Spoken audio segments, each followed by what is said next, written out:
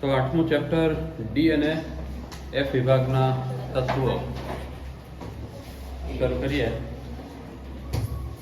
તો જુઓ, આવર્ત કોષ્ટકને આપણે કુલ 4 વિભાગમાં વહેંચેલા છે: એસ, પી, ડી અને એફ. ઓકે, એમાંથી આપણે હવે અભ્યાસ કરવાનો છે માત્ર ડી અને એફ વિભાગના તત્વોનો. તો પહેલા તો 4 વિભાગો ભણવાના થતા, પણ હવે તમારો સિલેબસ રિડ્યુસ થઈ ગયો એટલે એમાં એસ વિભાગ નીકળી ગયું, પછી પી વિભાગ નીકળી ગયું છે. તો માત્ર શું ભણવાનું છે? ડી વિભાગ અને એફ વિભાગ. આપણે આવર્ત કોષ્ટકમાં ડી વિભાગ અને એફ વિભાગ એનું સ્થાન સારી રીતે જાણીએ છીએ. ડી વિભાગ કઈ જગ્યાએ છે? ડી વિભાગ એસ વિભાગ અને પી વિભાગની વચ્ચેના ભાગમાં આવેલો વિભાગ છે, અને એને આપણે સંક્રાંતિ તત્વો તરીકે ઓળખીએ છીએ, ડી વિભાગના તત્વોને. એફ વિભાગ, જેને આંતર સંક્રાંતિ તત્વો કહેવાય છે, એનું સ્થાન આવર્ત કોષ્ટકમાં કઈ જગ્યાએ? તો ખરેખર તો 6થા અને 7મા આવર્તના એ તત્વો છે. એ તત્વોને નીચે અલગથી દર્શાવેલા છે. બંને શ્રેણીઓ છે એની અંદર, એક લેન્થેનાઇટ શ્રેણી કહેવાય છે અને બીજી એક્ટિનાઇટ શ્રેણી કહેવાય છે. અને આ બંને શ્રેણીના 14 તત્વોને નીચે અલગથી દર્શાવેલા છે. આપણે સંક્રાંતિ તત્વોમાંથી કેટલાક અગત્યના તત્વોની વાત કરીએ, જેમ કે આયરન, લોખંડ. તો લોખંડ આપણે જાણીએ છીએ કે ઔદ્યોગિક રીતે ખૂબ જ ઉપયોગી એવી ધાતુ છે. કન્સ્ટ્રક્શનમાં લોખંડ છે એનો પુષ્કળ માત્રામાં ઉપયોગ થતો હોય છે. કોપર પણ ખૂબ અગત્યની ધાતુ ગણી શકાય, કારણ કે મોટા ભાગે ઘરની અંદર જે વાયરિંગ કરવામાં આવે છે અને ઇલેક્ટ્રોનિક્સ ઉપકરણોની અંદર જે વાયરનો ઉપયોગ કરવામાં આવે છે, એમાં કોપર પુષ્કળ માત્રામાં ઉપયોગમાં આવે છે. અને એનું કારણ શું? આપણે જોઈએ છીએ કોપરની વાહકતા ખૂબ સારી છે. સિલ્વર પછી બીજા ક્રમે. સિલ્વરનું વાયરિંગ તો આપણને પોસાય નહીં, એટલે કોપરનું વાયરિંગ ઘરમાં કરવામાં આવે છે. તો કેવી રીતે? કિંમતી ધાતુઓમાં આપણે જાણીએ છીએ ગોલ્ડ આવે, પ્લેટિનમ, સિલ્વર, આવી ધાતુઓ કિંમતી ધાતુઓ છે. અને સામાન્ય રીતે એ ઘરેણાં બનાવવામાં અને રોકાણના એક સ્ત્રોત તરીકેનો ઉપયોગ થાય છે. રોકાણ કરવાનું હોય તો માણસો સોનામાં રોકાણ કરતા હોય છે, બરાબર? તો આવી અગત્યની અને ઉપયોગી ધાતુઓ કયા વિભાગમાં આવેલી છે? ડી અને એફ વિભાગની અંદર આવેલી છે, એટલે એનો અભ્યાસ ઘણો મહત્વનો છે. પછી થોરિયમ, પ્રોટેક્ટિનિયમ અને યુરેનિયમ. થોરિયમ TH, પ્રોટેક્ટિનિયમ PA અને યુરેનિયમ U. આ ધાતુ તત્વો આપણે જાણીએ છીએ કે કેન્દ્રીય ઉર્જા એમાંથી સરળતાથી મુક્ત કરી શકાય છે. એટલે એટમ બોમ્બ બનાવવામાં તો એનો ઉપયોગ થાય જ છે, યુરેનિયમ 92-235નો. આ ઉપરાંત ન્યુક્લિયર ઉર્જા છે એનો તો ઉપયોગ વિદ્યુત ઉર્જા મેળવવા માટે પણ કરી શકાય છે. તો આ ધાતુઓ પણ ક્યાં આવેલી છે? ડી અને એફ વિભાગમાં જ આવેલી ધાતુઓ છે. માટે એવી રીતે ડી અને એફ વિભાગ ખૂબ અગત્યના વિભાગ છે. સારું, હવે ડી અને એફ વિભાગ છે, એમાં ડી વિભાગ સમૂહ 3 થી શરૂ કરીને સમૂહ 12 સુધીના તત્વો, એને ડી વિભાગના તત્વો અથવા તો શું કહેવાય છે? સંક્રાંતિ તત્વોના નામથી ઓળખવામાં આવે છે. કયા સમૂહથી કયા સમૂહ સુધી? 3 થી લઈ અને 12 સુધીના સમૂહો છે એ ડી વિભાગના તત્વો ગણાય છે. કુલ 10 સમૂહો થયા, અને દરેકની અંદર સમૂહોની સંખ્યા જે તે કક્ષકની અંદર સમાવી શકાતા, જે તે પેટા કોષમાં સમાવી શકાતા મહત્તમ ઇલેક્ટ્રોન જેટલી હોય છે. તો એસ પેટા કોષ છે, એની અંદર એસ પેટા કોષ, એમાં એક જ કક્ષક, તો વધુ 2 ઇલેક્ટ્રોન સમાવી શકાય. પી પેટા કોષની અંદર 3 કક્ષકો PX, PY અને PZ, ત્રણેયમાં 2-2, એટલે કુલ કેટલા ઇલેક્ટ્રોન સમાવી શકાય? 6. એટલે જુઓ, પી વિભાગ છે એની અંદર કુલ સમૂહોની સંખ્યા 13 થી 18 કેટલી થઈ? 6 થઈ. ડી પેટાકોષ, એમાં કક્ષકો કેટલી? પાંચેયમાં બે ઇલેક્ટ્રોન મહત્તમ સમાવી શકાય, તો કુલ મેક્સિમમ કેટલા ઇલેક્ટ્રોન સમાવી શકાય? 10 ઇલેક્ટ્રોન. માટે ડી વિભાગ છે એની અંદર કેટલા કુલ સમૂહો? 10 સમૂહો હશે. એવી રીતે એફ પેટાકોષ છે એની અંદર કક્ષકોની સંખ્યા કેટલી? 7.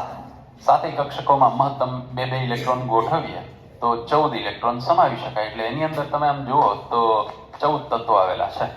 ભલે એક જ સમૂહની અંદર, ત્રીજા સમૂહની અંદર પણ 14 તત્વો છે.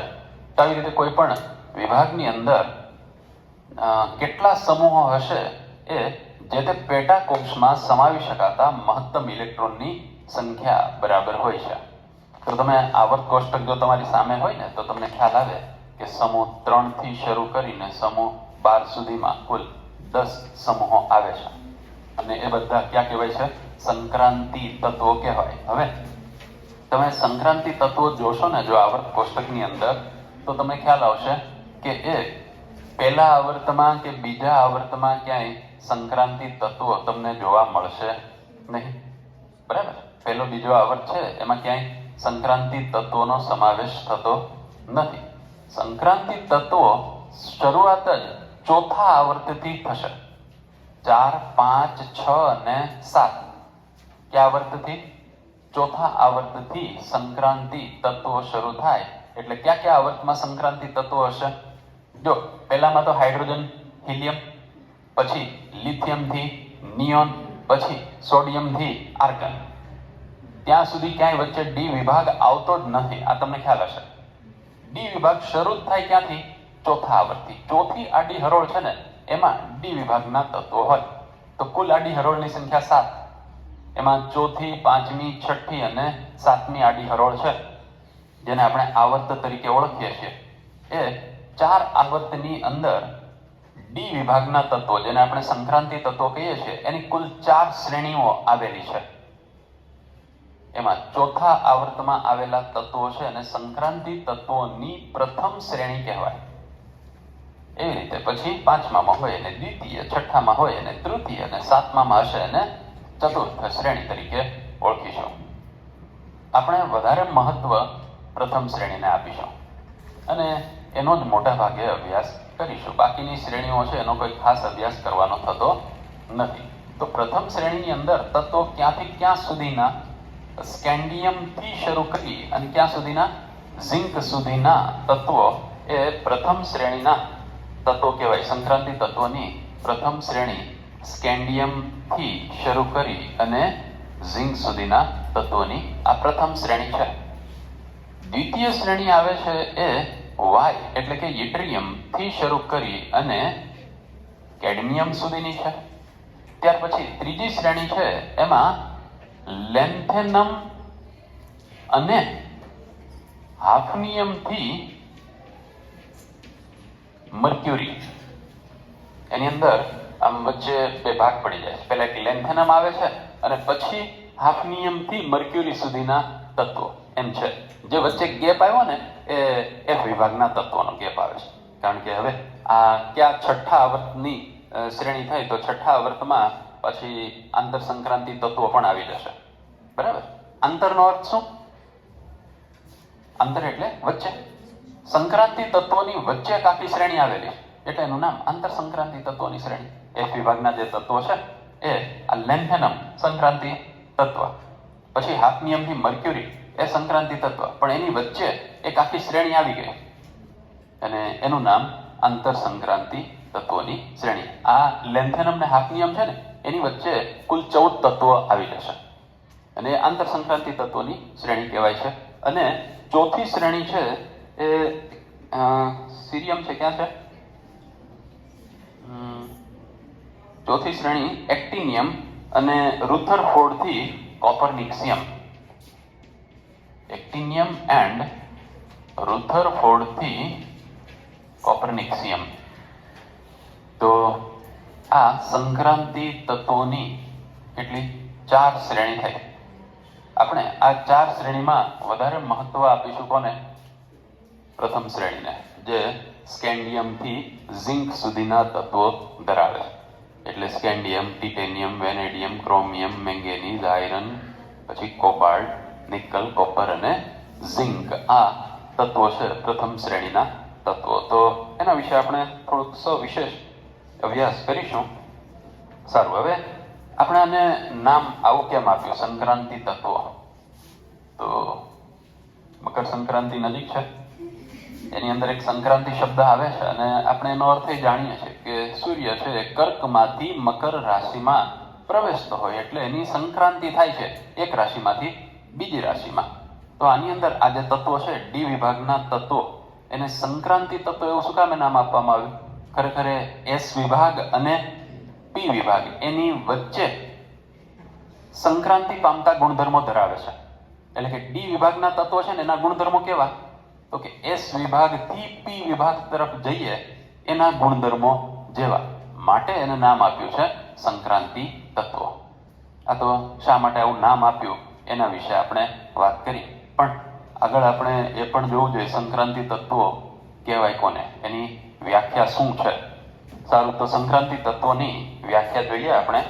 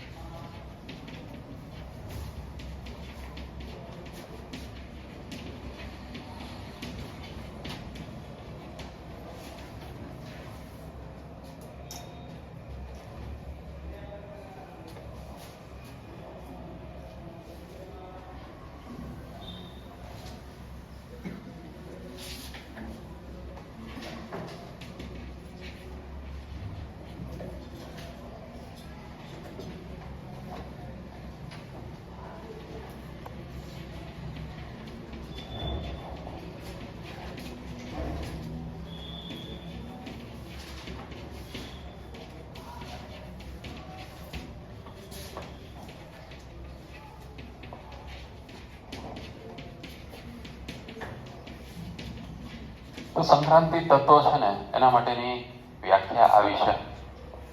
જે તત્વોની તેની તટસ્થ પરમાણુ અવસ્થામાં અથવા તો કોઈ આયન અવસ્થામાં, એટલે એના ઉપર કોઈ ઓક્સિડેશન આંક હોય, વીજભાર હોય, એ અવસ્થામાં ડી કક્ષક ઇલેક્ટ્રોનથી અપૂર્ણ ભરાયેલી હોય તો તેવા તત્વો એને શું નામ આપવામાં આવે છે?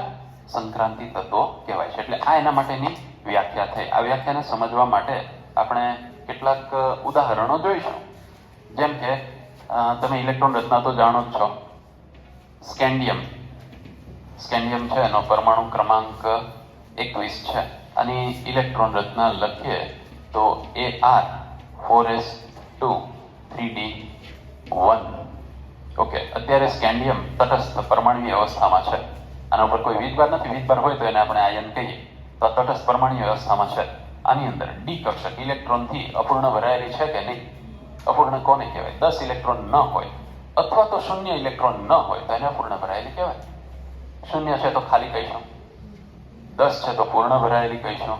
પણ આ સિવાયની કોઈ પણ ઇલેક્ટ્રોન સંખ્યા હોય તો એને આપણે શું કહી શકીએ? 0 થી 10 વચ્ચેની કોઈ પણ ઇલેક્ટ્રોન રચના હોય તો એને શું કહીશું? ઇલેક્ટ્રોનથી અપૂર્ણ ભરાયેલી. માટે આ સંક્રાંતિ તત્વ છે. પછી તમને એમ થાય કે તમે આની અંદર તો તટસ્થ પરમાણુ જ ચેક કર્યો, આયન અવસ્થા તો ચેક કરી નથી. જરૂર નથી. બેમાંથી કોઈ પણ એકમાં એ ઇલેક્ટ્રોન ડી કક્ષક છે, ઇલેક્ટ્રોનથી અપૂર્ણ ભરાયેલ હોય તો તેને સંક્રાંતિ તત્વ કહેવાય જ. આ વાત ક્લિયર છે? ઓકે, હવે આપણે એક ઉદાહરણ લઈએ કોપરનું. કોપર છે એનો પરમાણુ ક્રમાંક 29. આપણે જાણીએ છીએ કે કોપરની જે ઇલેક્ટ્રોન રચના છે અપવાદરૂપ છે. તો કોપર Ar 3d10 4s1 18 18 ને 10 28 28 ને 29 આમ છે. ઓકે, અત્યારે જુઓ જે આની 3D કક્ષક છે એ ઇલેક્ટ્રોનથી અપૂર્ણ ભરાયેલી છે ખરી? પૂરેપૂરા 10 ઇલેક્ટ્રોન છે. ઓકે, તો હવે આવા સંજોગોમાં આની આયનીય ઇલેક્ટ્રોન રચના ચેક કરવાની. કોપર છે, કોપર 1+ બનાવે ને કોપર 2+ પણ બનાવે છે. તો અહીંયા હું ચેક કરું કોપર 1+. ઓકે, કોપર 1+ એ આ 3D10 4s0. જોજે આની અંદર ડી કક્ષક ઇલેક્ટ્રોનથી અપૂર્ણ ભરાયેલી છે નહીં. તો હવે કન્ક્લુઝન તારણ ઉપર આવી જવાનું કે આ સંક્રાંતિ તત્વ નથી એમ નહીં. હજી કોપરની કોઈ ઓક્સિડેશન અવસ્થા શક્ય છે? કઈ? કોપર 2+. હવે એની ઇલેક્ટ્રોન રચના લખો તો Ar 3D9. હવે શું કહી શકીએ? ઓકે, અહીંયા એની એક ઓક્સિડેશન અવસ્થા એવી છે કે જેમાં ડી કક્ષક ઇલેક્ટ્રોનથી અપૂર્ણ ભરાયેલી છે. ઓકે, એના માટે આપણને તત્વોની ઓક્સિડેશન અવસ્થાઓ ખબર હોવી જોઈએ કે કોપર 1+ પણ બનાવી શકે, 2+ પણ બનાવી શકે. ખ્યાલ આવે? તો કોપર 2+ છે એમાં 3D કક્ષક ઇલેક્ટ્રોનથી અપૂર્ણ ભરાયેલી. જો 3D કક્ષકો દોરીએ ને આપણે આવી રીતે 1 2 3 4 5 6 7 8 અને 9 આમ થયું.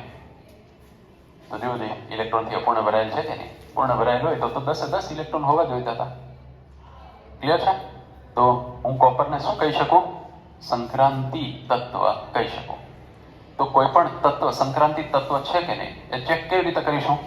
સૌથી પહેલા એ તત્વની તટસ્થ પરમાણુ અવસ્થામાં જ ઇલેક્ટ્રોન લખીશ, ઇલેક્ટ્રોન રચના લખીશ.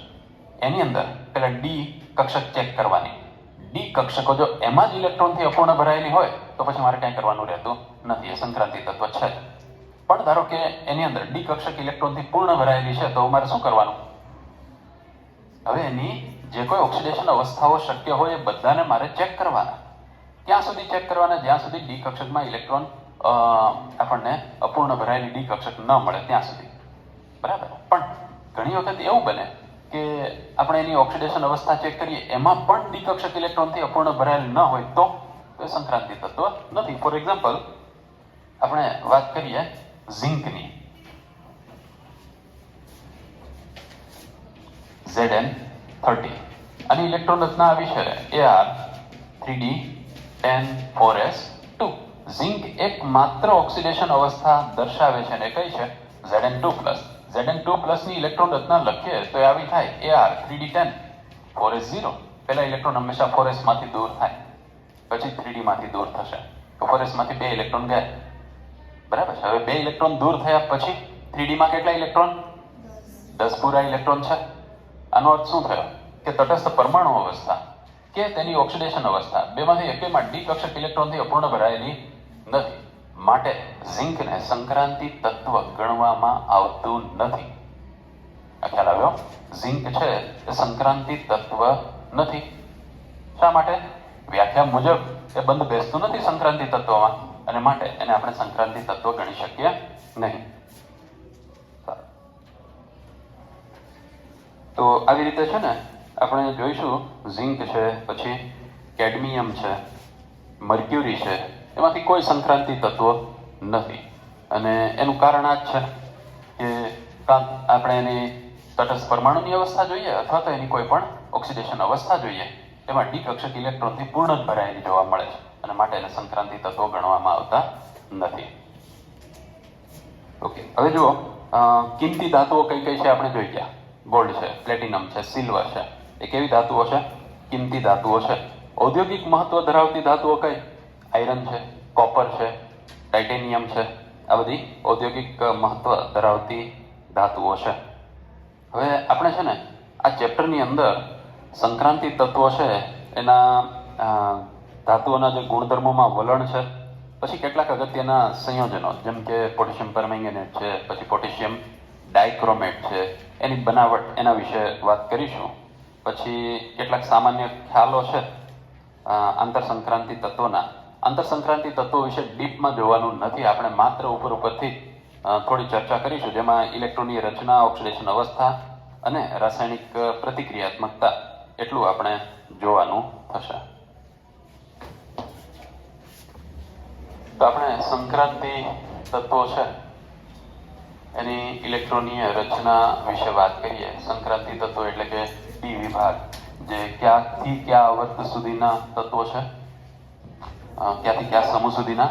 સમૂહ 3 થી શરૂ કરીએ અને સમૂહ 12 સુધીના જે તત્વો છે એની ઇલેક્ટ્રોનીય રચના વિશે વાત કરીએ તો એની આપણે સામાન્ય ઇલેક્ટ્રોનીય રચના લઈએ તો આવી થશે NS2, ઓકે, NS122 અને N-1D1,2,10 આ એની સામાન્ય ઇલેક્ટ્રોનીય રચના છે.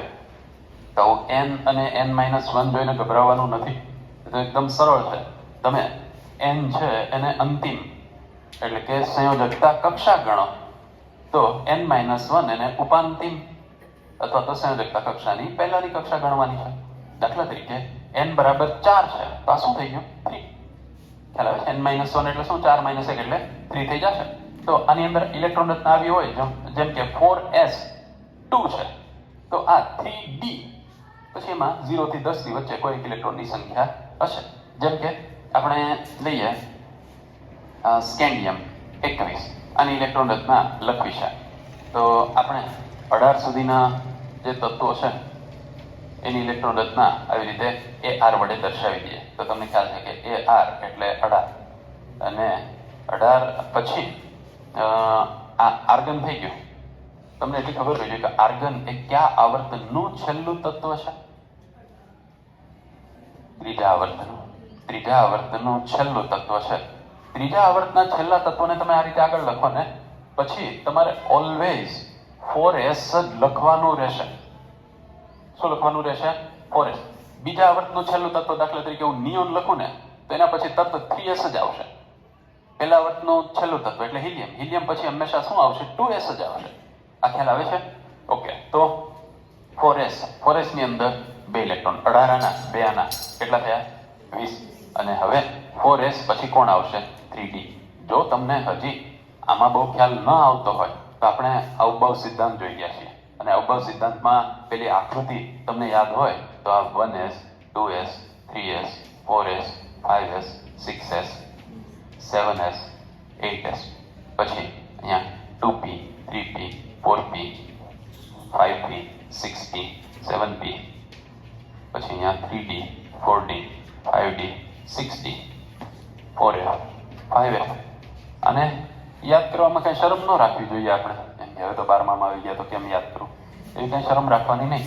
અહીંયા 1s પછી 2s 2p 3s 3p 4s 3d 4p 5s, પછી 4d 5d 6s 4f 5d 6d 7s. જો આ ક્રમમાં આપણે આગળ વધવાનું હોય છે. તો જુઓ, મેં પહેલા અહીંયા આ આર્ગન પછી 4s લખ્યું તો 4s પછી કોણ આવે? 3d આવે. એટલે અહીંયા મેં 3d માં લખ્યો 1 ઇલેક્ટ્રોન. આ થઈ ગઈ સ્કેન્ડિયમની ઇલેક્ટ્રોનીય રચના. આને આવી રીતે આ જો 3d ને આગળ અને 4s ને પાછળ આવું લખાય છે. 3d1 4s2 આવું લખાય છે. શું કામે? આમ લખવાથી ફાયદો એ છે કે જ્યારે આ સ્કેન્ડિયમ છે અને સ્કેન્ડિયમમાંથી મારે કોઈ આયન બનાવવો છે, આયન બનાવવા માટે શું કરવું પડે? ઇલેક્ટ્રોનને દૂર કરવા પડે. દૂર શું કામે? કારણ કે ધનાયન જ બનાવવાનો, ધાતુઓ જ છે બધી, એટલે ધનાયન બનાવવાનો હોય તો ઇલેક્ટ્રોનને દૂર કરવા પડે. દૂર કરવાના થાય ત્યારે હંમેશા ઇલેક્ટ્રોન 4s માંથી જ પહેલા દૂર થાય. ધારો કે તમે આમ લખી નાખ્યો હોત ને 4s2 3d1 તો ભૂલ શું થઈ જાય ખબર? આપણે આમાંથી પહેલા ઇલેક્ટ્રોન દૂર કરી દઈએ અને તો મોટી ભૂલ થશે. એટલે આપણે 3d ને આગળ લખીએ, 4s ને. ઉર્જા તો 4s ની જ ઓછી અને 3d ની જ વધારે છે, એ તો તમને અહીંથી સ્પષ્ટ દેખાય જ, બરાબર? પણ લખાય છે આવી રીતે. અને એનું કારણ સમજી ગયા? ઇલેક્ટ્રોન દૂર કરવાની વાત આવે ત્યારે ક્યાંથી કરવાના છે? પહેલા 4s માંથી, અને છેલ્લે લખ્યું હોય તો આપણે એમાંથી જ ઇલેક્ટ્રોનને દૂર કરી દઈશું. આ સ્કેન્ડિયમ. પછી ટિટેનિયમ 22. હવે આમાં કઈ બહુ ખાસ આપણે ફેરફાર કરવાનો નથી. બસ 3d માં આવે એટલે કે ઉપાંતિમ કક્ષકમાં એક ઇલેક્ટ્રોન ઉમેરતા જઈશું. પછી વેનેડિયમ 23 છે તો AR 3d 3 4s 2. પછી ક્રોમિયમની ઇલેક્ટ્રોન રચના અપવાદરૂપ છે. કેવી રીતે સમજીએ? AR ખરેખર આમ થવું જોઈએ 4s2 3d 4 આમ થવું જોઈએ. શું કામે? 4s માં 2 ઇલેક્ટ્રોન ભરાઈ ગયા, પછી 3d માં ભરાય, એટલે આ રીતે આમ થવું જોઈએ, પણ અહીંયા અપવાદ જોવા મળે છે. આ અપવાદ માટેના બે કારણો છે. એક ખાસ યાદ રાખજો ઇલેક્ટ્રોનની રચનામાં. આની અંદર 4s2 3d1 ને બદલે 4s2 3d4 5 ને 4s2 3d4 ને બદલે 4s2 3d 4s1 3d 5 જોવા મળે છે. એટલે કે આવું જોવા મળે 3d 5 4s1. તો આપણને પ્રશ્ન એવો થાય કે 4s એક ઇલેક્ટ્રોન ભરાયેલો છે, એનો અર્થ એમ કે હજી એક ખાલી છે, અને ત્યાં કેમ 3d નો વારો આવી ગયો? 4s કરતા 3d ની ઉર્જા તો વધારે છે. પણ પહેલી એક વસ્તુ, આના માટે બે પરિબળો જવાબદાર છે. એક તો 4s અને 3d એની ઉર્જા વચ્ચે મોટો તફાવત નથી. બેની ઉર્જા વચ્ચેનો નાનો તફાવત હોવાથી ઇલેક્ટ્રોન સરળતાથી આ એકબીજામાં સંક્રાંતિ પામી શકે. આ વાત ક્લિયર છે? બીજી અગત્યની વાત, આવું થવા પાછળનું કારણ એ છે કે 3d, આ જુઓ મેં 3d કક્ષકો દોરી. 3d માં 4 ઇલેક્ટ્રોન હોય તેને હું એમ કહી શકું પૂર્ણ ભરાયેલી છે કક્ષક. કેવી છે? અપૂર્ણ ભરાયેલી છે. પણ જો એમાં એક ઇલેક્ટ્રોન પાંચમો આવી જાય, આ 4s ની અંદર કેટલા ઇલેક્ટ્રોન છે? 4s માં 2 છે અને આ 3d છે એની અંદર 4 હતા, પણ આમાંથી એક ઇલેક્ટ્રોન આમાં આવી જાય એટલે 4s1 3d 5 થઈ જાય. 3d 5 થવાથી ફાયદો શું? એ અર્ધપૂર્ણ ભરાયેલી થશે. કેવી કક્ષક થશે? અર્ધપૂર્ણ. અને આપણે એવું 11મા ધોરણની અંદર ભણી ગયા છીએ કે પૂર્ણ ભરાયેલી અવસ્થામાં અને અર્ધપૂર્ણ ભરાયેલી અવસ્થામાં પેટાકોષ હંમેશા વધુ સ્થાયિત્વ પ્રાપ્ત કરે છે. તો અહીંયા જો એક ઇલેક્ટ્રોન આમાંથી આમાં આવી જશે, ઉર્જાનો તફાવત તો કઈ મોટો છે જ નહીં, એટલે સરળતાથી ઇલેક્ટ્રોનને આમાંથી આમાં લાવી શકાય. અને 5 ઇલેક્ટ્રોન આમાં એક વખત થઈ ગયા તો એની સ્થિરતા ઘણી બધી વધી જશે. અને માટે આ ઇલેક્ટ્રોન રચના 3d4 4s2 હોવાના બદલે 3d5 4s1 જોવા મળે છે. ક્લિયર છે? વાત કઈ ઇલેક્ટ્રોન રચના જોવા મળશે? 3d5 4s1 આવી અપવાદરૂપ ઇલેક્ટ્રોન. અને જ્યાં જ્યાં અપવાદરૂપ ઇલેક્ટ્રોન રચના છે ને ત્યાં આવી એસ્ટરિસ્ક સાઇન કરેલી છે, ખુદરી કરેલી હશે, જે એવું દર્શાવે છે કે આ અપવાદરૂપ ઇલેક્ટ્રોન રચના છે. સારું, તો આપણે એક અપવાદ અહીંયા જોયો ક્રોમિયમમાં. આવો એક અપવાદ આગળ કોપરમાં પણ જોવા મળે છે. કોપર એની ઇલેક્ટ્રોન રચના આ પ્રમાણે હોવી જોઈએ. Ar 3d9 4s2. પહેલા 4s માં 2 ઇલેક્ટ્રોન ગોઠવાયા એટલે Ar ના 18 ને 2 20, 20 ને 9 29 આમ ઇલેક્ટ્રોન રચના હોવી જોઈએ. પણ એની ઇલેક્ટ્રોન રચના છે આવી 3d10 4s1. ફરી પાછો એ પ્રશ્ન, આમ કેમ થઈ? તો અહીંયા 4s માં 2 ઇલેક્ટ્રોન છે અને 3d માં 9 છે. આવી રીતે અત્યારે પણ 3d અપૂર્ણ ભરાયેલી છે. હવે એક ઇલેક્ટ્રોન અહીંયાથી જો 3d માં દાખલ થઈ જાય તો 3d10 થઈ જાય, અને તો d કક્ષક, d પેટાકોષ વધુ સ્થાયિત્વ પ્રાપ્ત કરશે કે નહીં? કારણ કે પૂર્ણ ભરાયેલી અવસ્થામાં પણ એનું સ્થાયિત્વ કેવું હોય છે? વધારે હોય છે. તો આવી અપવાદરૂપ ઇલેક્ટ્રોન રચના આપણે પ્રથમ શ્રેણીમાં જોઈએ તો 2 તત્વોમાં જોવા મળે છે. એક ક્રોમિયમ અને બીજું કોપર. તો આ બંનેની ઇલેક્ટ્રોન રચનાને ખાસ યાદ રાખીશું ને બાકીના તો નિયમ પ્રમાણે જેમ ઇલેક્ટ્રોન ગોઠવાતા હોય એ જ પ્રમાણે ગોઠવાય છે. ક્લિયર છે? તો આની અંદર અપવાદ ખાસ યાદ રાખીશું. હવે તમે આ બધાની ઇલેક્ટ્રોન રચના જુઓ. આ હું અહીંયા 4 છે એને n કહું તો 4 ને n કહું, n બરાબર 4, તો n-1 બરાબર શું થશે? 3 થશે. બરાબર? એટલે આ એમ કહેવાય ns2 n-1 ns1 કે 2. 1 શું કામ લખવું પડ્યું? ક્રોમિયમ અને કોપરના અપવાદના કારણે. કેમ કે ક્રોમિયમ અને કોપરમાં જુઓ 4s માં 1 છે એટલા માટે 1 to 2 લખવું પડે. ns n-1d એમાં 1 to 10 1 હોય 2 હોય 1 થી 10 માના કોઈ પણ સંખ્યામાં ઇલેક્ટ્રોન હોઈ શકે. હવે જુઓ સમૂહ 12 ના તત્વો જેમાં ઝિંક, કેડમિયમ, મર્ક્યુરી અને કોપરનિક્સિયમ આવા તત્વો આવે છે. ઝિંક, પછી કેડમિયમ, પછી મર્ક્યુરી અને કોપરનિક્સિયમ આ તત્વો છે એને સંક્રાંતિ તત્વો તરીકે ગણવામાં આવતા નથી. શા માટે? એનું કારણ તો આપણે હમણાં જ સમજી ગયા છીએ કે ઝિંક એની ઇલેક્ટ્રોન રચના આપણે લખીએ તો આપણને ખ્યાલ છે કે આવી છે Ar 3d10 4s2.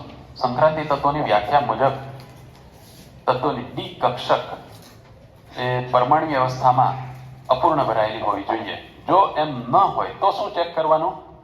એની ઓક્સિડેશન અવસ્થા, એમાં એ અપૂર્ણ ભરાયેલી હોવી જોઈએ. અને આ બેમાંથી કોઈમાં પણ ડી કક્ષક ઇલેક્ટ્રોનથી અપૂર્ણ ભરાયેલી ન હોય તો એવા સંજોગોમાં એ સંક્રાંતિ તત્વ ગણવામાં આવતું નથી. તો અત્યારે જુઓ, આ પરમાણુ વ્યવસ્થામાં જોઈએ ડી કક્ષક ઇલેક્ટ્રોનથી પૂર્ણ ભરાયેલી એની એકમાત્ર ઓક્સિડેશન અવસ્થા Zn2+, અને Zn2+ છે માટે Ar 3d10 ઇલેક્ટ્રોન પહેલા દૂર અહીંયાથી જ થશે 4s માંથી, એટલે 4s0. આમાં પણ ડી કક્ષક ઇલેક્ટ્રોનથી પૂર્ણ ભરાયેલી છે. અને આ જ સિચ્યુએશન આ ત્રણેયમાં જોવા મળે છે. કોની અંદર? મર્ક્યુરી, કેડમિયમ અને કોપરનિક્સિયમ. માટે આ ચારમાંથી કોઈ પણ તત્વને સંક્રાંતિ તત્વ ગણવામાં આવતું નથી. ઓકે, હવે ડી વિભાગના તત્વો છે ને એ કેટલાક વિશિષ્ટ ગુણધર્મો ધરાવે છે. અને શું કામ આવા વિશિષ્ટ ગુણધર્મો દર્શાવે છે?